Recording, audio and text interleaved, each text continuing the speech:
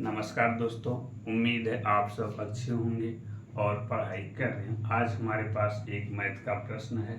Math का प्रश्न है एक वर्ग और एक आयत से संबंधित। तो आइए देखते हैं। एक वर्ग का क्षेत्रफल जिसकी एक भुजा 8 सेंटीमीटर है उस आयत के क्षेत्रफल के बराबर है जिसकी लंबाई 16 सेंटीमीटर है। आयत की चौड़ाई ज्ञात कीजिए।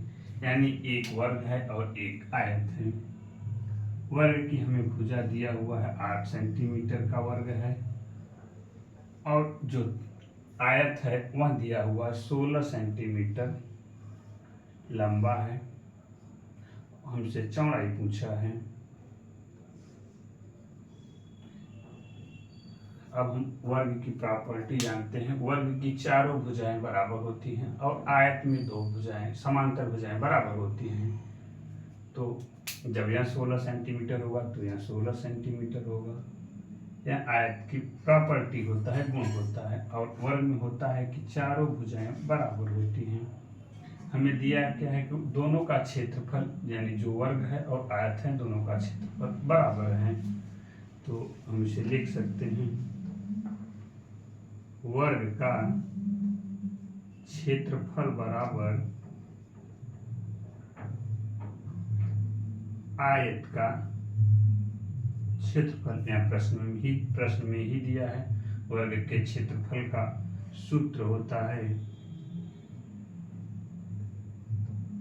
भुजा स्क्वायर और आयत का होता है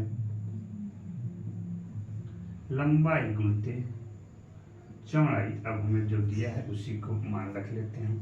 अब हमें दिया है वर्ग की साइड में वर्ग की लंबाई और जो आयत है आयत वाली वैल्यू रख देंगे। तो वर्ग की भुजा समान होती है तो इसे करेंगे 8 का स्क्वायर और लंबाई और चौड़ाई। हमें लंबाई दिया हुआ है 16 सेंटीमीटर और चौड़ाई नहीं पता, हमें ज्ञात करना है। चौड़ाई हम वैसे लिख लेते हैं। अब 8 का स्क्वायर करेंगे तो होगा 64।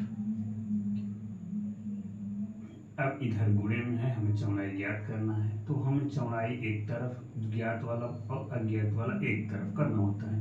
तो चौड़ाई बराबर इधर 16 सेंटीमीटर गुणे में है, इधर जाएगा तो भाग में हो जाएगा। 16 16 चौका 64 यानी जो चौड़ाई प्राप्त हुआ 4 सेंटीमीटर आ गया।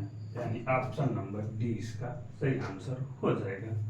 अगर वीडियो अच्छी लगी हो तो लाइक और सब्सक्राइब करें। धन्यवाद।